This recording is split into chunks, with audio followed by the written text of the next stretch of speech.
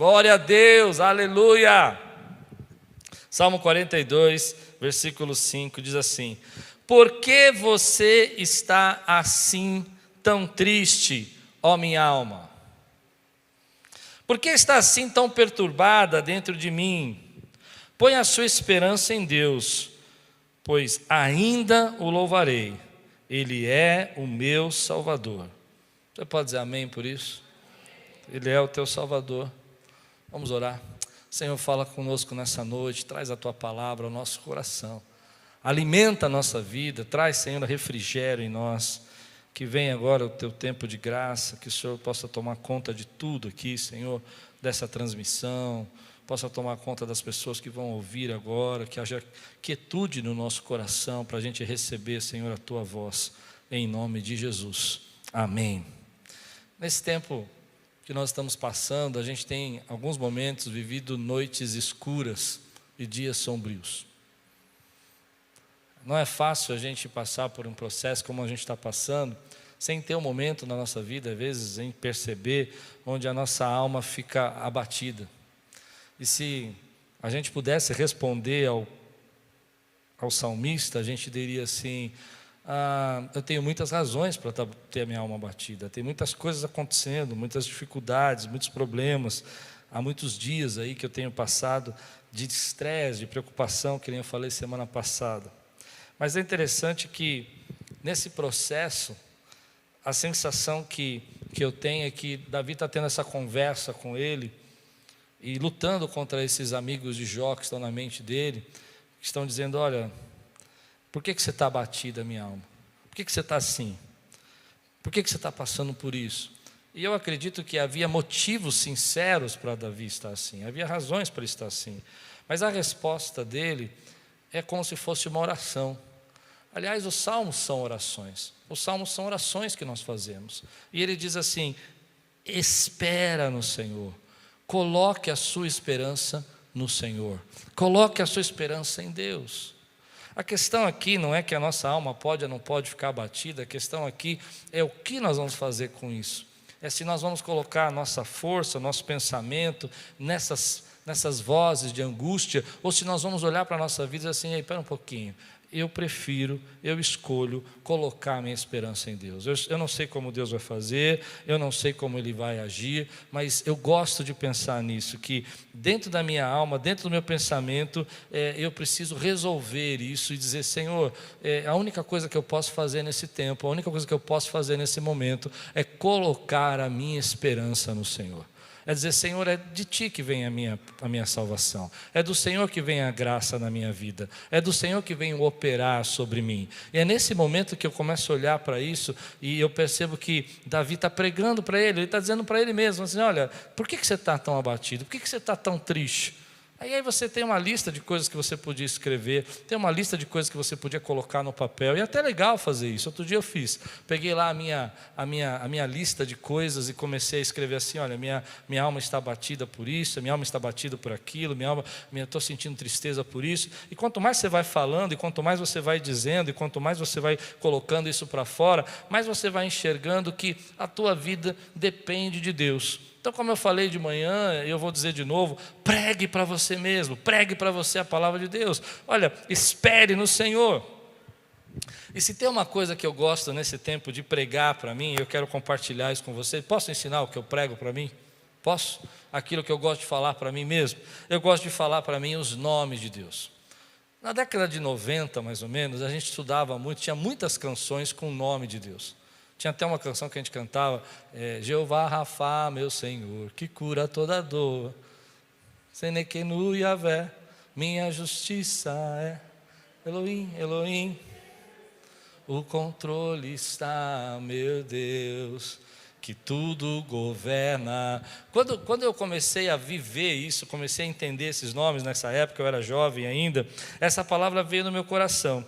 Por quê? Porque os nomes de Deus representam características de Deus, representa aquilo que Deus tem como atributo, como essência. Quem é esse Deus em essência? Então vamos estudar junto alguns nomes de Deus, rapidamente, vamos? Preparados? Gênesis capítulo 22, versículo 14. Essa é uma das coisas que eu quero que você pregue para você durante essa semana. A Bíblia está contando uma história aqui, que é a história quando Abraão vai oferecer o seu filho Isaque em sacrifício, e Deus então provê o sacrifício, provê o sacrifício no lugar de Isaque. E no capítulo 22 de Gênesis, versículo 14, Abraão deu o nome àquele lugar de o Senhor proverá, pois isso até hoje se diz: no monte do Senhor se proverá. Abraão olhou e disse assim: sabe uma coisa que eu precisava entender e eu não tinha entendido? Uma das características do meu Deus é que Ele é Jeová Jireh, Ele é o Deus de toda a minha provisão. Isso é uma coisa importante para nós, porque a gente não entende que são características, nomes são características que nós temos na nossa atitude, na nossa personalidade. Na Bíblia os nomes são dados dessa maneira. Quando Deus troca o nome de Abraão, é porque Deus está mudando ali a sentença, a característica de Abraão. Quando Deus troca o nome de Jacó, é porque Deus está colocando uma nova proposta, uma nova função para Jacó, um novo tempo para Jacó. Quando Deus coloca o nome ali de Sarai, de Sara para Sarai, Ele está fazendo isso para que ela possa entender quem ela vai ser. E assim eu quero dizer para você que você precisa entender quem é o teu Deus. Deus é Jeová Jireh. Abraão entendeu isso, ele olhou e falou assim: ei, eu tenho um Deus que supre as minhas necessidades, Ele é um Deus de toda a provisão na minha vida. Então eu queria dizer que você pudesse dizer isso comigo aí, escrever Jeová Jireh. Você pode dizer: meu Deus é Jeová Jireh. Meu Deus é Jeová, meu Deus é Deus de provisão. Ele supre ali, Ele supre. Tem uma música que eu gosto muito, que ela fala assim: Deus provê o fogo e eu o sacrifício. Eu acho bonita essa música, porque às vezes a gente não entende que o sacrifício de Abraão era ele mesmo, era ele que tinha que se entregar, mas Deus estava provendo ali toda a necessidade para que ele fosse o pai de uma grande nação. Segundo nome que eu gosto muito, que está lá em Êxodo capítulo 15, se você quiser acompanhar comigo, versículo 26, que é um dos nomes que a gente precisa hoje declarar na nossa vida. Êxodo 15, 26. Se você está pronto, diga: estou pronto. Dizendo-lhes: se vocês derem atenção ao Senhor, o seu Deus, e fizerem o que Ele aprova, se derem ouvidos aos seus mandamentos, e obedecerem a todos os seus decretos, não trarei sobre vocês, olha que interessante, não trarei sobre vocês nenhuma das doenças que eu trouxe sobre os egípcios, pois eu sou o Senhor que os cura. E aqui em Êxodo 15 Ele é o Jeová Rafá, o Deus que cura. Ele é o Deus que cura. Ele diz: olha, se você me obedece, se você me segue, se você está comigo, eu não trarei as enfermidades, as pragas que eu lancei sobre o Egito, sobre sua vida, porque você vai me conhecer como Jeová Rafá, o Deus que cura, o Deus que restaura a sua sorte, a sua saúde, Deus que restaura a sua vida. E às vezes eu estou ali preocupado, ansioso, eu falo: espera um pouquinho, está me faltando algo, está me faltando provisão, está me faltando condição, mas eu preciso lembrar que eu tenho um Deus que é Jeová Jireh. Em alguns momentos eu falo: meu Deus, que tanta enfermidade que está acontecendo, mas eu preciso lembrar que eu tenho um Deus Jeová Rafá, um Deus que cura. Quem pode declarar aqui: ei, meu Deus é um Deus que cura, é o Senhor da cura. Deus tem prazer em curar, Deus tem prazer em restaurar. Aleluia. Oh, Deus maravilhoso. Em Êxodo capítulo 17, versículo 15, Israel descobre uma outra característica do nosso Deus maravilhoso, uma outra parte do seu caráter, da sua índole. Quem é esse Deus? Como Ele age? E Ele diz aqui: Moisés construiu um altar, capítulo 17, versículo 15. Moisés construiu um altar e chamou de: o Senhor é a minha bandeira. Deixa eu explicar para você o que está acontecendo aqui nesse texto rapidamente, porque é muitos textos. O que está acontecendo aqui é que Israel é um povo que não tem bandeira, é um povo que não tem ainda uma nação. A gente tem uma ideia que eles já saíram, já compreendendo tudo, já sabendo quem eles eram, que tipo de nação eles eram. Mas se você já leu o livro de Êxodo, você percebeu que eles estão aprendendo as leis do Senhor, eles estão se entendendo como nação. Se você já estudou Gênesis e Êxodo, você vai perceber que o que aconteceu no Egito é que alguns povos que não eram ainda da tribo de de Jacó, de Abraão, eles se juntaram ali, moraram ali, se formaram uma grande nação ali, um grande povo. Esse povo que estava ali não tinha uma bandeira, ele não tinha um nome, ele não tinha um estandarte. Sabe, os exércitos antigamente, eles estavam diante de um grande exército inimigo, e eles colocavam seus estandartes, aquelas bandeiras, para que os exércitos inimigos olhassem, tivessem medo, sabe? Era como se fosse o marketing da época. Eles olhavam, uau, aquele estandarte, quando ele chega, não tem quem ganhe a batalha, não tem quem vence, não tem um escudo maior que esse, não tem um brasão maior que esse, não tem um nome maior que esse. Então eles descobrem em Êxodo capítulo 17, versículo 15, que Jeová é a bandeira deles, é o estandarte deles, é o que dá medo ao inimigo, é o que faz o inimigo bater em retirada. Quando ele vê o estandarte do Senhor, quando ele vê a bandeira do Senhor, ele corre, porque ele sabe, querido, que há um Deus que está cuidando daquela nação. Hoje a nossa bandeira não é um estandarte de pano, mas é o sangue de Jesus que está espargido sobre as nossas vidas. E quando o inimigo vê esse sangue sobre nós, me ajude a pregar, meu irmão, me ajude a pregar. Quando o inimigo vê esse sangue sobre nós, ele vê a bandeira do Senhor. Não importa a sua cor, não importa a sua raça, não importa o seu estado social, ele vê o sangue de Jesus em você, e ele diz: ei, não posso parar você, porque há uma bandeira. Porque há uma bandeira, há um sangue sobre você. Jeová é a minha bandeira, é o meu estandarte. Jeová Nissi, Ele é a minha bandeira, Ele é o meu estandarte. Ah, meu querido, minha bandeira não é um partido político. Minha bandeira, quem recebe essa palavra que eu estou dizendo? A minha bandeira não é esquerda, não é direita. A minha bandeira é o Senhor Jesus, porque é Ele que pode sarar essa nação, Ele que pode curar as nossas vidas. Ah, meu irmão, minha bandeira não é tribo, minha bandeira não é grupo social. A minha bandeira é Jeová Nissi, porque é Ele que guerreia por mim. Quando você entende isso, você entende, querido, que quando o inimigo olha para você, ele não pergunta: que escola que você estudou mesmo? Ele não pergunta: oh, você tem dinheiro no bolso hoje ou não? Sabe o que ele vê em você? O sangue de Jesus na sua vida. Ele fala: ele foi comprado. Oh, ele foi comprado. E se ele foi comprado, ele tem um dono. E o dono dele eu sei quem é Jeová Nissi. A bandeira dele não é a bandeira de qualquer um que pode ser queimada. A bandeira, aliás, tem uma coisa interessante, no país nosso a gente tem essa dificuldade, nós não temos muitos símbolos. Nós não somos um país orgulhoso por símbolo. Eu até entendo isso, a nossa cultura é muito fraca nisso. Mas em alguns países, você sabe disso, você já deve ter visto, a bandeira é simplesmente, vamos dizer assim, honrada. É um objeto de honra. A bandeira representa um povo. A bandeira representa uma nação. A bandeira representa um grupo de pessoas que se uniram e criaram ali uma sociedade. E eu entendo que a nossa bandeira é o Senhor, porque nós somos a nação do Senhor, o sacerdócio real, o povo escolhido de Deus. Ah, levanta a tua bandeira aí e fala assim: ei, contra a minha bandeira, contra o meu Jeová Nissi, que é a minha bandeira, que é o meu estandarte, não existe crise econômica, não existe problema financeiro, nada pode parar os planos de Deus. Se você crê, diga glória a Deus por isso, meu irmão. Se a gente não tivesse templo, reunia-se em outro lugar, mas Deus ia ser a nossa bandeira. Quem pode dizer glória a Deus aí? Escreve aí, Nissi, põe aí no chat, Nissi, minha bandeira. Coloca aí no estandarte da tua casa. Ei, tem um estandarte. É muito forte isso para a minha vida. Sabe por quê?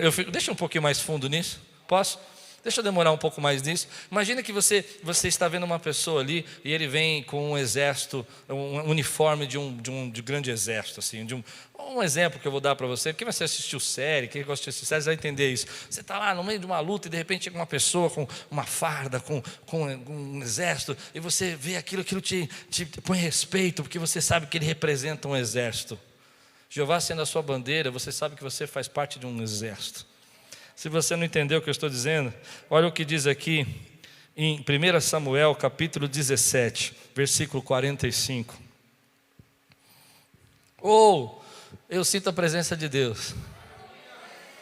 Ei, que unção que está nesse lugar hoje, hein, queridos?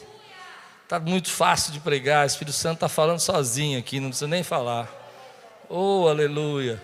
Quem tem saudade de falar em línguas aí, dá uma rajada de línguas aí, quero ver você falar em línguas. Fala em línguas, Pati, fala, quero ver você falar em línguas. Oh, aleluia. Deus é bom demais. Olha o que diz aqui. 1 Samuel, capítulo 17, versículo 45. Davi, porém, disse ao filisteu. Quem é esse filisteu aqui? Golias, o gigante.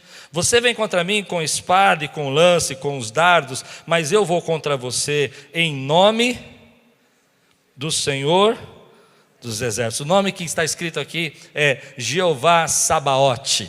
Ele é o Senhor dos Exércitos.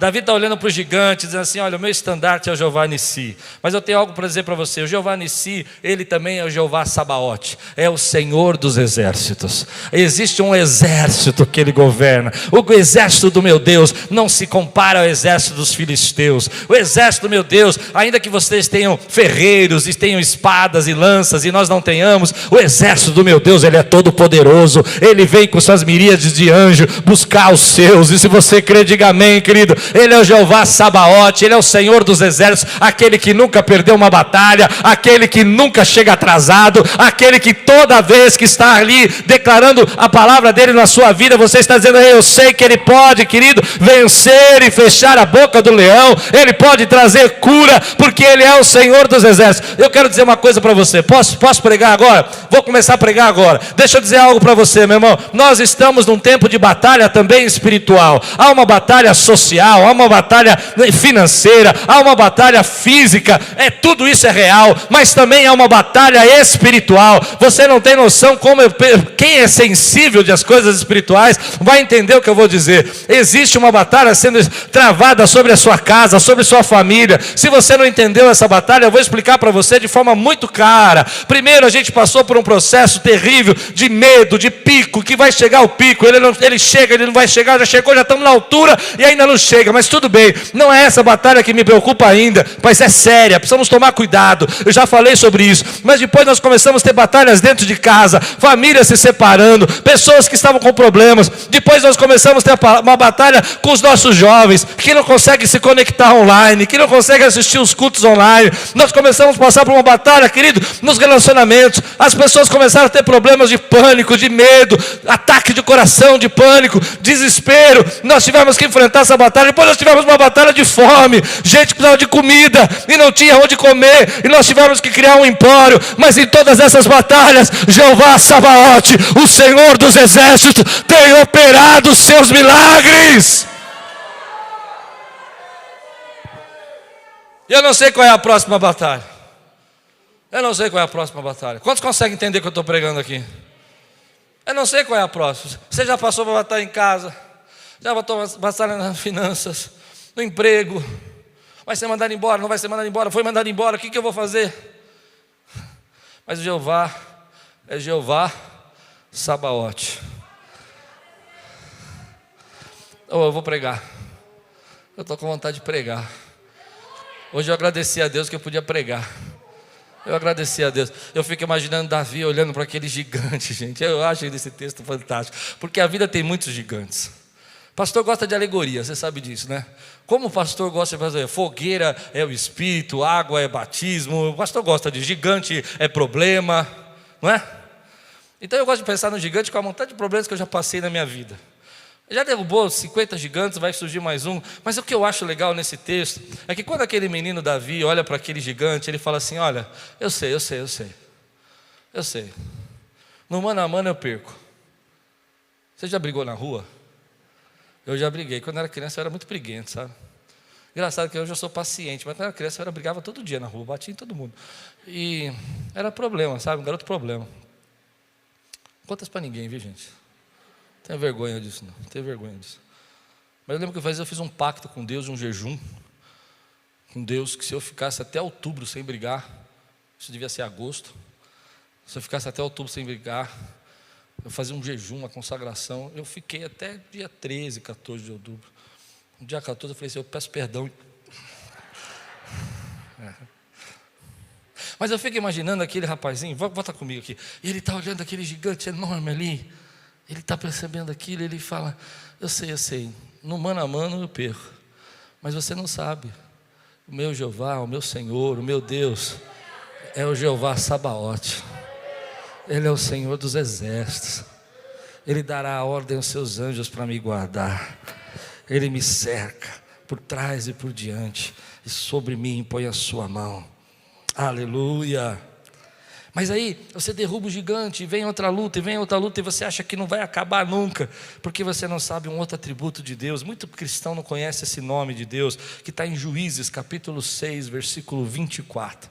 Juízes capítulo 6, versículo 24, é o nome de Deus que a gente invoca nesse momento, sobre a nossa nação, sobre esse país, sobre as nossas vidas, que diz Juízes capítulo 6, versículo 24, Gideão construiu um altar em honra ao Senhor, e lhe deu este nome, o Senhor é paz, Jeová Shalom. Sabe, querido, vai ter tempo de paz, porque Jeová é Shalom. Vai ter tempo, querido, que as coisas vão se acalmar, vai ter tempo que as coisas vão ser mais tranquilas, vai ter tempo que você vai poder descansar, vai ter tempo que você vai falar, tempo de paz, tempo de paz. Em janeiro desse ano, nós estávamos aqui na campanha, e eu não gosto quando Deus fala assim comigo, mas eu sei que Deus fala comigo, eu não gosto, do jeito que Ele falou comigo eu não gosto não, é a segunda vez que Deus faz isso numa campanha comigo, eu não gosto. E esse ano Ele falou assim para mim, vai haver intercorrências. E eu fiquei preocupado, porque eu falei, vou para a Índia, né? E será que é intercorrência na Índia? Será que eu vou ser preso lá? O que vai acontecer? Fiz até um testamento lá em casa, escrevi todas as senhas e tal. Não contei para você não, né? Eu só falei que tinha uma carta no cofre, né? A Thalita descobriu, tá vendo? A Thalita é terrível. Falei, Deus falou que vai ter intercorrência, que não sei o que vai acontecer, né?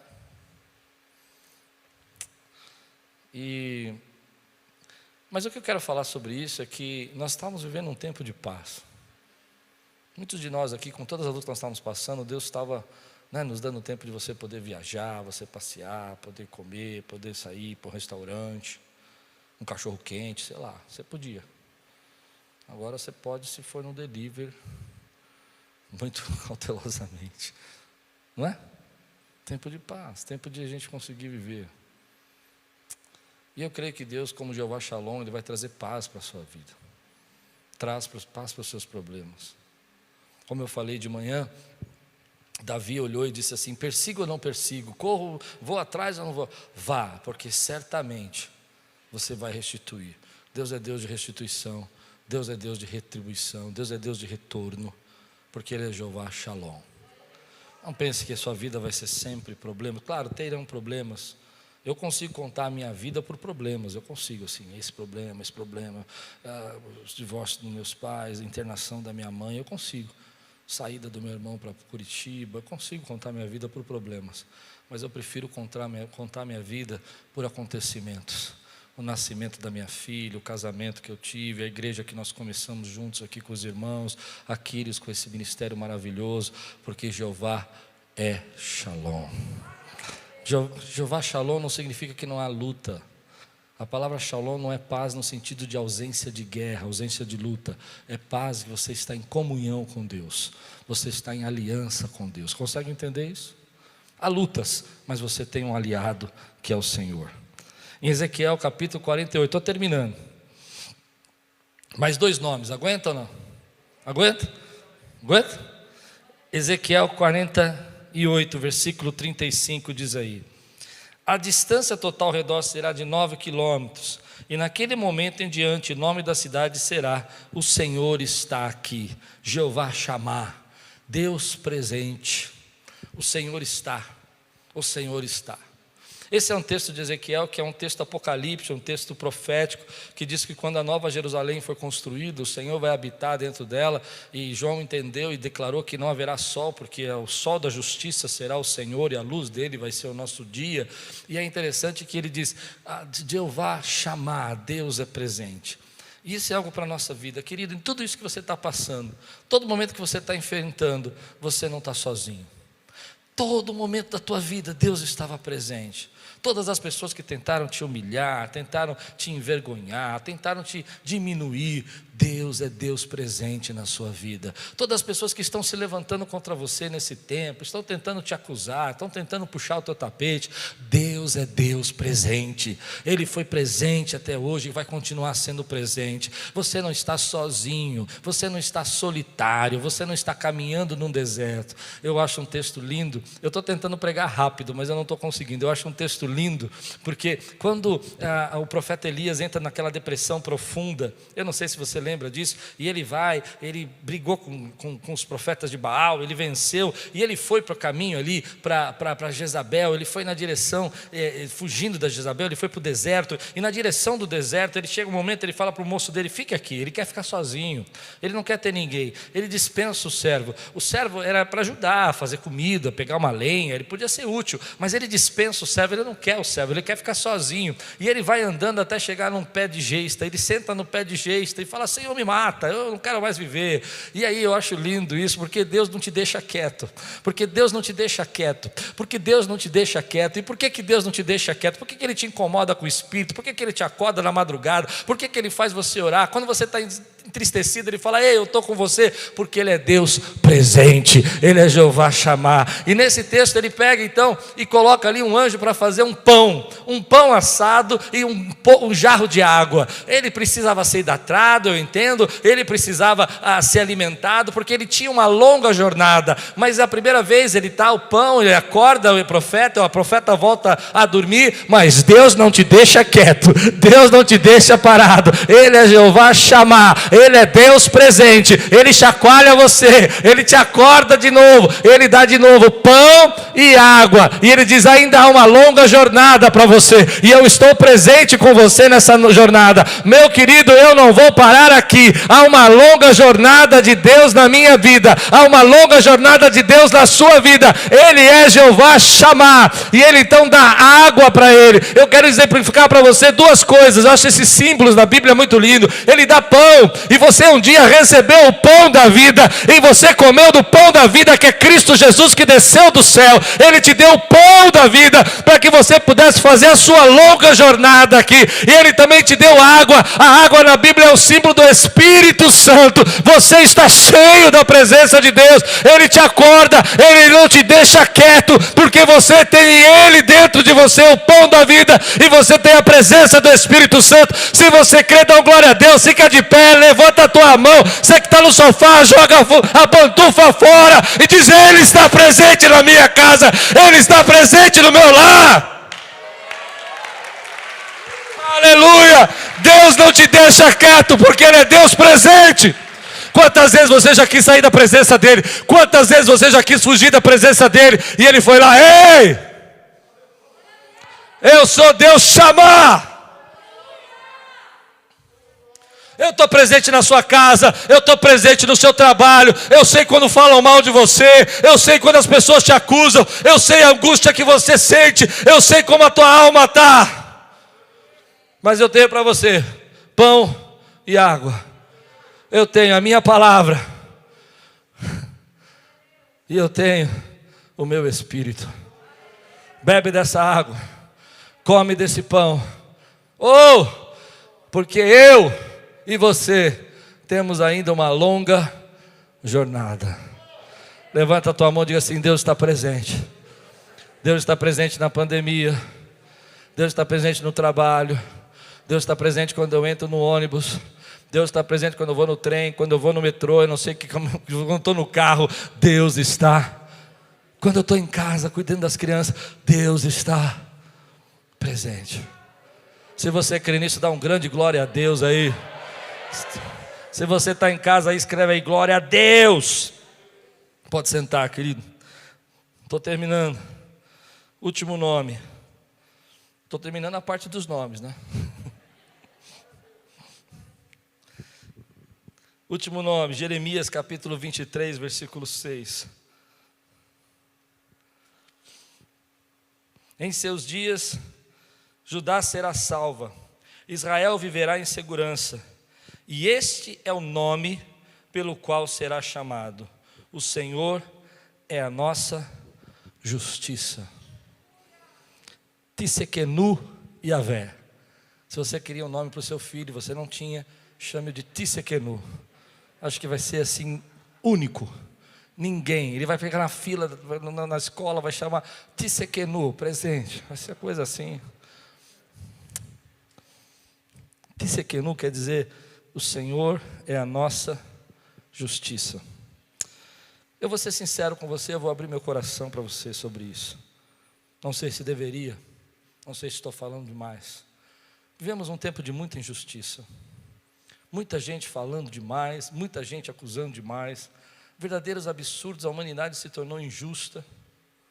A humanidade chegou a um ponto de se dividir de uma maneira, de se polarizar, de tanta injustiça, de tanta opressão. Opressão racial, opressão social. Pessoas preocupadas com o poder. Às vezes eu leio a Bíblia, eu falo como a Bíblia pode ser real, né? Da maneira como ela é real, dizendo sobre genocídios, dizendo sobre violências, pessoas interessadas por poder, pessoas interessadas em não dar às pessoas o que elas poderiam receber. Eu não sei se você está entendendo, a menores das condições que a gente precisa viver, é muita injustiça. A injustiça no seu trabalho, quando você está trabalhando, fazendo o seu melhor. A gente falando mal da gente quando a gente faz o nosso melhor. A gente tentando fazer o melhor e a pessoa criticando a gente. Eu não sei se eu estou pregando para alguém o que eu estou dizendo aqui. Estou pregando para alguém? É uma injustiça.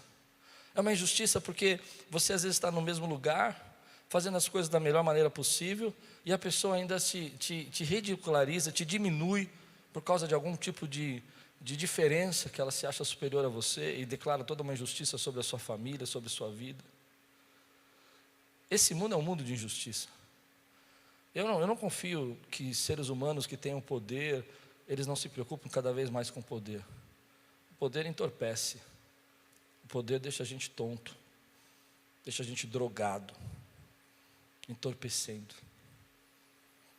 Mas a Bíblia está dizendo nesse texto de Jeremias, que apesar de toda a injustiça que Israel passava pelos seus líderes e pelos seus governantes, e todos os problemas que ele podia enfrentar, todos os reis injustos que ele teve, o Senhor era a justiça dele. O Senhor, olha o que o texto diz: em seus dias Judá será salva. Nesse momento está surgindo o rei Ezequias. Israel viverá em segurança. Este é o nome pelo qual será chamado: o Senhor é a nossa justiça. Você não precisa se defender. Você não precisa provar a sua ética, como você está vivendo. Você não precisa tentar mostrar para os outros o quanto você sofre injustiça, porque Jeová é a sua justiça. Você pode achar que Ele não vê, mas Ele é Jeová presente, Jeová chamar. Você pode achar que Ele não luta por você, mas Ele é Jeová, que é o Senhor dos exércitos. Você acha que você não tem alguém que possa colocar sobre você a sua capa, a sua bandeira, o seu escudo, mas Ele é Jeová Nissi, e você não está sozinho, você não está na sua bandeira. Ele luta, Ele peleja por você e por mim, Ele luta por nós. Já vivi muitas injustiças, já fui acusado de muita coisa que não fiz, e não reclamo não, isso faz parte da vida. Até hoje eu orei de tarde e falei: nossa Deus, eu acho que eu sofro menos do que eu mereço nessa área aí, de tanto que eu prego e falo todos os dias. Entende isso? Mas uma coisa eu aprendi na minha vida: quem me defende, quem te defende, quem é a sua justiça. O teu patrão não viu o melhor que você fez e te mandou embora, Jeová é a sua justiça. O seu chefe veio com uma conversinha lá, porque vai precisar reduzir o seu salário, Jeová é a sua justiça. Mas você está passando um tempo hoje aí, que você precisava de uma ajuda do médico lá, e o médico não quis te atender, Jeová é a sua justiça. Plano de saúde negou, Jeová é a sua justiça. Quem pode receber essa palavra que eu estou pregando, meu irmão? Aquela pessoa podia ter te indicado, você foi legal, ela não quer te indicar para o trabalho. Não fique amargurado, não fique revoltado, não, faça como Davi. Escute a pregação de manhã se você não ouviu, mate no peito aquelas acusações e seja certo que Jeová é a tua justiça. Jeová, Tsequenu Yavé, Ele é a sua justiça. Nós não podemos evitar nesse mundo viver injustiça. Nós não podemos, nós vamos viver. Às vezes você faz o melhor para a pessoa, você cuida, você trata, você ajuda. Eu vou falar na linguagem pastoral, mas não estou falando para pastor não, estou falando para você mesmo. Você tira os carrapichos. pessoa vem assim, parecendo um cachorrinho caindo num caminhão de mudança, assim, todo. Aí você vai lá, tira os carrapichos, cuida, vira amigo, coloca na mesa de trabalho do lado. Não estou falando de mim não, tá, gente? Estou falando de você. Ensina o trabalho e tal. Daqui a pouco você está falando mal de você. Jeová é a sua justiça. Só paro quando você falar. Jeová é a minha justiça. E você faz o seu melhor, você ensina a pessoa, ela rouba a tua técnica, ela fala para os outros que foi ela que fez, fica com crédito. Só para quando você falar. Você está vivendo um momento da sua casa, seus irmãos, você ajudou, você fez o melhor para eles, você cuidou deles, eles só meteram o pau em você, falaram mal de você o tempo todo. Jeová. Quantos podem receber essa palavra, querido? Vivemos num tempo onde as pessoas acusam a gente, falam, você devia ter feito isso, você não devia ter feito aquilo, você tinha que ter ajudado, você não tinha que ter ajudado, você não tinha que ter atendido, você não entendeu. Haverá tempo de paz, haverá tempo que Jeová é a minha justiça. Apesar de todas as noites escuras que a gente está passando, apesar de todos os processos difíceis que nós estamos passando, todos os dias de dificuldades que nós estamos passando, eu gosto de pregar para mim, que Ele é meu Rafá, meu Jeová Jirê, meu Deus da provisão. Mas aí você olha para mim e vai dizer assim, pastor, o senhor está falando tudo isso, eu entendo isso, mas eu não tenho fé para isso. É lindo isso, os nomes de Deus são bacanas, são lindos, mas eu não estou com fé agora. Eu não tenho aquela estrutura para entender que isso tudo Deus está falando comigo. E eu vou dizer para você que isso é normal. Mas eu louvo a palavra de Deus, porque a Bíblia nunca exigiu de você que você fosse uma coluna de fé. A Bíblia nunca disse assim, você precisa ter uma coluna de fé. A Bíblia nunca disse, você precisa ser uma árvore de fé. Você precisa ser uma rocha de fé. A Bíblia diz que você precisa ter fé do tamanho de uma semente. Então, ainda que você sinta que você não tenha fé para se apoderar de todos esses nomes, que você não consegue pregar para você, não fique preocupado se a sua fé agora é uma rocha, uma coluna, uma árvore, mas comece a olhar e dizer assim, ei, dentro de mim existe uma semente de fé. E eu vou passar por esse processo, por essa semente de fé. Eu vou deixar essa semente germinar. Eu vou deixar essa semente que Ele é o Jeová Nissi, que Ele é a minha bandeira germinar. Eu vou deixar que Ele é o meu Texequenu Yavé brotar dentro do meu coração. Mas pastor, eu não tenho estrutura, não importa se você tem uma semente. Olha o que Jesus diz, se vocês tiverem fé do tamanho de uma semente de mostarda, não uma árvore, não uma grande hortaliça, não uma grande rocha, mas se vocês tiverem fé do tamanho de uma semente de mostarda, que é a menor semente que você pode conhecer, mínima, ela quase cabe assim na pontinha do seu dedo, diz a palavra de Deus, e eu creio na palavra. Quem crê na palavra, diga amém. Podemos dizer a esta moreira, arranque-se e plante-se no mar, e ela obedecerá. Esse é o tempo, querido, de você precisa hidratar, encher o seu coração de fé. Às vezes a gente fala, pastor, mas eu não tenho tanta fé assim. Não precisa ter tanta fé, só precisa ter fé do tamanho de um grão de mostarda. Só precisa olhar e dizer assim, Senhor, a minha fé é pequenina hoje, como um grãozinho de mostarda, mas o Senhor pode pegá-la nas suas mãos, pode tomá-la, pode fazê-la, Senhor, brotar e transformar em um escudo na minha vida. Você recebe essa palavra hoje na sua vida? Eu falo isso porque às vezes quando a gente ouve uma palavra como essa, a gente entra em choque o que a gente está vivendo, o que a gente está sentindo, as lutas que a gente está passando e aquilo que a gente não está vendo. Eu me lembro de uma pregação que eu ouvi de um amigo, não sei se vocês já ouviram essa pregação, mas é um amigo querido. Ele disse que às vezes quando a gente tem a nossa fé em choque, a gente não consegue enxergar o próximo passo. A fé em choque quebra a nossa visão, não nos permite ver o que vai acontecer. A fé em choque faz a gente duvidar até mesmo da nossa própria capacidade e da aliança que Deus tem conosco. Mas ele disse uma coisa que eu gostei muito. Ele falou assim, mas quando você não enxerga, os outros sentidos que você tem são aguçados. Quando você não enxerga, a audição é aguçada. E no momento quando você não está enxergando nada e nem sabe para onde ir, e a sua fé é pequenina, Deus não vai usar a sua visão, Ele vai usar a sua audição. Ele vai fazer como fez com Davi, subirei ou não subirei. Davi não viu o exército inimigo, quem viu de manhã vai entender. Davi não enxergou onde eles estavam, Davi nem sabia se ia dar tempo de perseguir, porque ele não podia ver, mas ele podia ouvir. Nesse tempo Deus quer falar com você. Nesse tempo Deus quer abrir os seus ouvidos e fazer com que a sua fé, que seja pequena no tamanho de um grão de mostarda, seja ativada. E que você possa todo dia pregar para você mesmo: Ele é meu Jeová Jireh. Eu não sei qual desses nomes de Deus você precisa hoje. Eu preciso de todos. Jeová Jireh, Jeová Shammah. Eu estou naquele dia que eu estou precisando de todos esses nomes. Mas talvez hoje você precise só do Jeová Jireh. Ele ainda é o seu Jeová Jireh. Você precisa de provisão.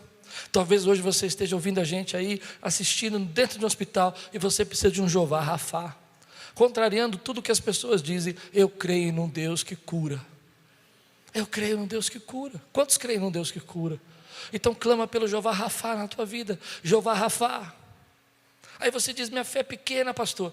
Se for do tamanho do grão de mostarda, já está valendo, não precisa ser muito grande. Você crê nisso? Quantos recebem essa palavra hoje? Eu quero terminar assim.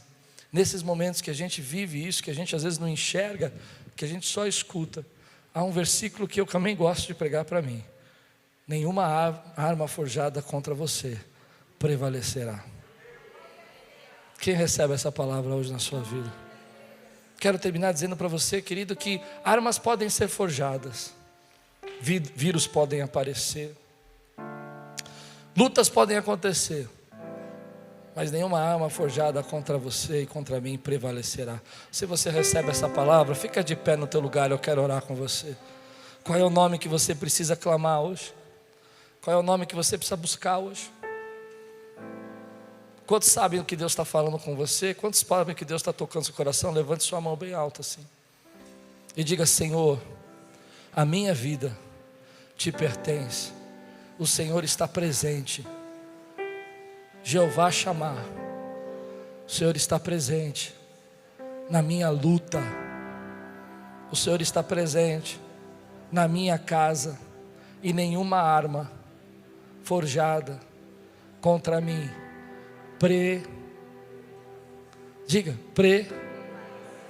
nenhuma arma forjada contra mim prevalecerá. O inimigo forja armas, querido.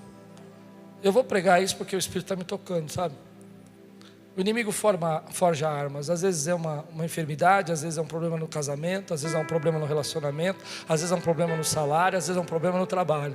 Às vezes ele forja armas que a gente nem imagina, nem sabe que tem.